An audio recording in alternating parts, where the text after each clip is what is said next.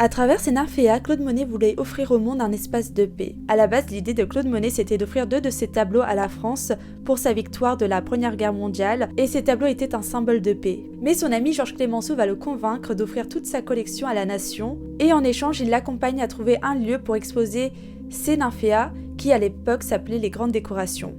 Claude Monet accepte, et le lieu choisi sera l'Orangerie, notamment pour sa luminosité naturelle, car la lumière a été au cœur du travail de Claude Monet. Il va beaucoup s'investir dans ce projet aux côtés de l'architecte Camille Lefebvre, et pour Claude Monet c'était très important que ce lieu soit en quelque sorte un refuge spirituel, où les personnes peuvent venir se recentrer et retrouver la paix. Notamment parce que lui-même, avant de démarrer ce projet, il était très angoissé, notamment en 1914, quand la guerre a démarré, il avait aussi perdu son fils, et 3 ans avant il avait perdu sa seconde femme, donc c'était une période assez horrible pour lui. Et pour réaliser son souhait de créer entre guillemets un temple de paix, il a demandé à son architecte de créer, quand on arrive à l'orangerie, une petite pièce vide qui a pour but de vider tout son esprit. Et ensuite on rentre dans la première pièce ovale où on peut voir 4 de ces panneaux. Et juste à côté on a une seconde pièce ovale avec 4 autres de ces panneaux.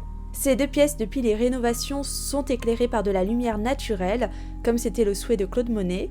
Et on peut voir que ces 2 pièces forment un signe infini, et moi j'aime bien l'interpréter comme si ça représentait la paix infinie. Dites-moi ce que vous ressentez quand vous regardez les nymphéas.